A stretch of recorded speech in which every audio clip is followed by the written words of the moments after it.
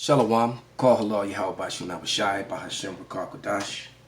Double honors unto the apostles and the elders. Salutations to all my fellow laborers. The confusion of face brothers joined unto our ranks.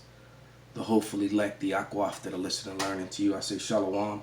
It's your brother Malcolm from the branch of GMS here in Chicago.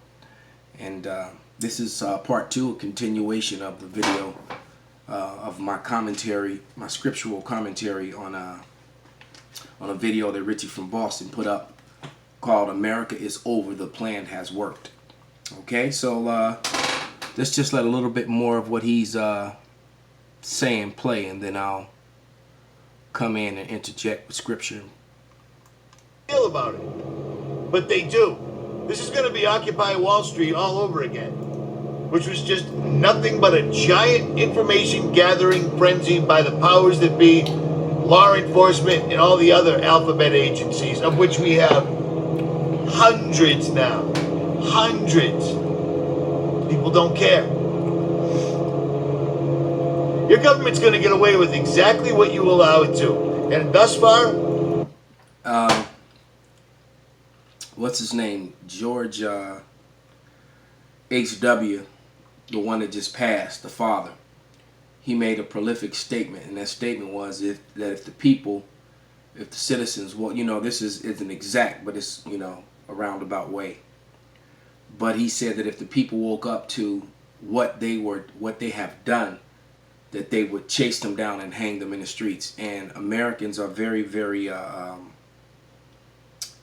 very, very docile when it comes to being wronged by their governments.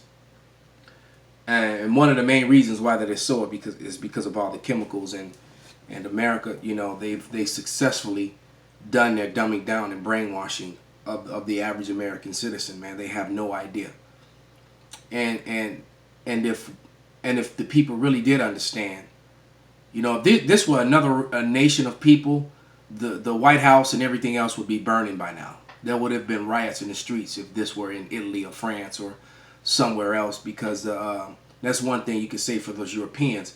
They're not being bombarded with as many mind-numbing demasculation chemicals as the average American, and American male especially. It's one of the reasons why you're having such ED problems in America. You know, it's because of all the bombarding of chemicals in the air and the water and in the food. A lot of men are docile, and that's exactly what they want. You know, but as he said, if these things, some of these things, for example, I'll give you an example. Taxes alone. Well, one thing about taxes is that what people don't understand is that wages, anyone who trades time for dollars, wages, okay? So if you punch a time clock or you sign in to work, your income is not taxable, okay? It's not. Wages are not taxable. Earnings are taxable. That's why when people who do their taxes, wages is always in parentheses. All right, wages don't really, and we know that things in parentheses are suggestion. It's not law. You don't have to do it. You get taxed in many other ways when you buy your gas, your food, your water, pay your bills. But as far as them taking from your check, that's actually against the Constitution.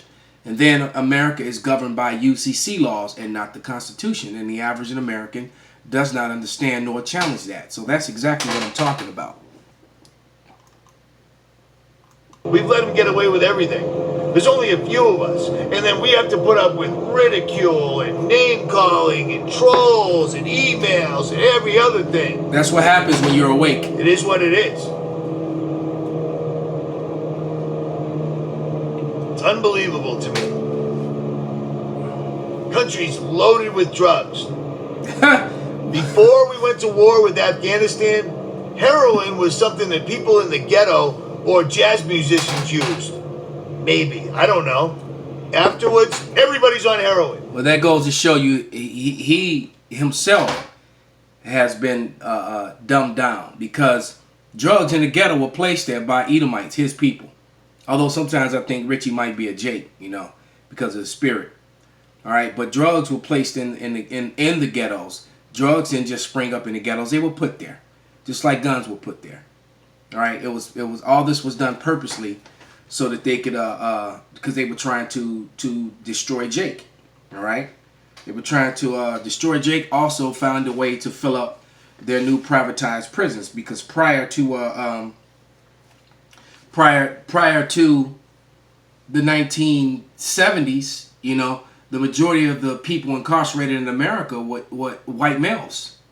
All right, but now all of a sudden it's different, and this is how you know that the curses were upon the Israelites, because the prison industry complex is full of Jakes, man, full of Israelites, fulfilling the scripture here in Isaiah 42 and 22. But this is a people robbed and spoiled. They are all of them snared in holes, and that's the system. All right, they are hid in prison houses. They are for a prey, and none delivereth, for the spoil, and none saith, nor restored. So there's not a whole bunch of Jewish people locked up in jails or caught up in the court systems, because they're not the people of the Lord. All right, they're not the ones going through that, and that is the condition, according to the Bible, that the Israelites would be in the last days. That's one of the conditions. They will be snared in holes. The snares are the court system, the justice system, and they don't have any proper legal representation. Legal representation, nor can they afford it. So a lot of them just get railroaded to jail for minor offenses, and Edom will do horrendous things, even murder, and get very minimal sentences. You know, they go out and do mass shootings, and then they get sent to a mental hospital, or they get help. They go, you know, they have the special courts, the drug courts now. Like he said, drugs were put in the hood. When the crack epidemic hit and the heroin epidemic hit in the 60s, Jake just got put in jail. Your rehab was being locked up away from your drugs, you know, which somehow the drugs still make it into the prisons. But that was your rehab. Now for these Edomites, they get to go to drug court and avoid becoming felons and things of that nature. That's what they're doing, because so many of them on drugs and killing themselves. You know, it's just going to show you that there's a different treatment here in America between people that look like Richie and then people who are melanated, especially Israelites. But before that, the pharmaceutical companies, funded by the oil companies, came out with OxyContin, which I fell victim to. And everybody I know, most people died from it, or most people are still caught up in it, or they're in jail because of it. Because when you synthesize a drug that is better than pure opium, what do you think's going to happen? Where are the lawsuits? Where's the government? Yeah, that fentanyl, and then that new drug, I'm forgetting what it's called. Darn it. Shafty was just talking about it. What he's saying is that's going to happen all over again, because they have a new drug that's stronger than opioids that's actually about to become legal and put on the market. I think it already has been.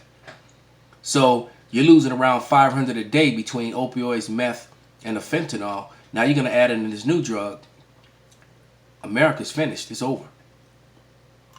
Crackdown on that. Nada. Nothing. Zip. Zero. Zilch. And then they put out television show after television show after television show, making going to rehab acceptable. It's what the celebrities do. It's no big deal. See, the option of rehab is for Edomites. Maybe because some of you aren't as old as me, you weren't around when this country wasn't terrible. It used to be a great country. You had neighborhoods, you had communities. You wanted to talk to somebody, you maybe called them on the phone, or you just went and found them. Now, every single solitary thing you think or say is in a video, a tweet, Facebook post, whatever. And all of that data is collected. And that isn't a conspiracy theory. They've told us. Nobody cares. We've had truth channels coming out explaining the width and breadth of how bad Facebook is data mining and manipulating people and even doing psychological operations. And at the end of the video, they say, don't forget to subscribe to my Facebook page. I know it's bad, but I still get it. I don't use it. Don't use it. Busy? Damn commercials. No one cares. What are you living? A spreadsheet? A meeting? Even Richie is monetized now. I do this because I can't stop doing this. I can't stop. I get way too many emails. I get way too many messages from people saying that I am making a difference. So maybe you don't like me? Have at it. You do this for the money? I've been doing this 10 years. Well, it's the same thing with the Men in This Truth, man. We go out and we teach our people and feed the sheep. because we're compelled to do it through the spirit of Yahweh Bashem Yahushai. And we're hated as a result of it. All right? Quick scripture here. This is Mark 13:13. And ye shall be hated of all men for my name's sake, but he that shall endure unto the end, the same shall be saved. All right? And it's true. You know, the only those who endure unto the end, man, and we're hated by the people, and not only Esau, but our own people, because we're pointing out their wickedness and it cuts them to the bone, man. Luke 6:22. Blessed are ye when men shall hate ye, and when they shall separate you from their company, and shall reproach you and cast your name out as evil for the Son of Man's sake. And all my so-called friends in the world, man, they don't deal with me. They all think I'm nutty. See, man, he a damn Bible freak, man. You know, they want that old me back. You know, they'll tell me, hey, what's going on, bro? Man, I miss the old you. I'm like, well, you know, the old me is dead and gone, brother. You know, see, and then I keep it moving, man, because I really don't have anything in common with them anymore, because I'm about my Father's work and they're not. You know, a lot of them are into, you know, these vain religions. A lot of them are Muslims, or they're into Christianity. I had one of the brothers tell me that he was born a Baptist, he gonna die a Baptist, and you gonna die in your foolishness, bros. Simple as that. You gonna die in your foolishness. Because you heeded not the warning when it was told to you. I monetized my channel 2 years ago, because why wouldn't I? You know what I'm saying? Have you ever heard me not talk about something? It's unbelievable. They do false flag attacks and then militarize the police. Yep. And then they have the Israelis teaching our police officers how to deal with the public. And why would you do that? Right, because Israelis are all about, hey, they talk about the Nazis and they're worse than the Nazis have ever been. I know a lot of people are going to get mad and angry at that. But when you look at the way that they do those Palestinians, man, and then to speak against them or not even speak against them, just to point out what they're doing. Because you don't even have to speak against them. You could just bring an eye to you know, to what they're doing, and you're labeled as an anti-Semitic and this, that, and the other. But let me tell you something, man. That's 8 Shemitic races. Semite and Semitic is a made-up word that they made up. You won't find that word in the Bible. Word search it in the Bible. Go to Blue Letter Bible and word search Semite, and it's going to tell you this word does not exist in the Blue Letter Bible, in the King James Bible. Point blank, period, man. The man's name was Shemitic, and there are 8 Shemitic races. So you can't, if you're an anti-Shemite, you're anti half the damn world. And that's madness. Israel has an entire country that they moved in on like a cockroach, threw a wall around it, and then they test every banned weapon of war on these poor defenseless people. Well, they were shooting rockets. Wow. Israel spies on us, and we know it. Our government knows it. Hey, brother Nathaniel calls America Jew-America, and it's true. They form policy. They control the Fed, man. They control the bank. So what did Mayor Amschel Rothschild say? That famous quote he said, something to the effect that give me the control over a country's monetary system or currency, and I care not who you put in office, roughly paraphrased. Because behind closed door, whoever you put in office has got to deal with him and answer to him. And the Federal Reserve actually is like a fourth branch of government which nobody in America voted for. And yet they control your policy and control your other branches of service. Like George H.W. Bush said, if the American citizens understood and knew what was going on, they will be chasing down government officials and hanging them in the streets. And their bodyguards right along with them for even defending them. They would. That's how horrifically fucked over the American citizens are being by its government in the first place. And the imposter Jewish people are behind it. Richie just said it's pure truth.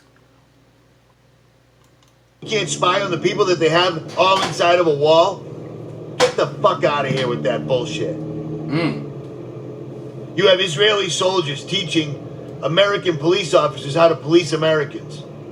Nothing to see here, folks. Why do you think there's so many shootings and beatings and nobody gets in trouble for it? Because they're mimicking what they learned over there because the law enforcement do go over to Israel and deal with the IDF, and then they come back and use those tactics on American citizens. What he just said is true.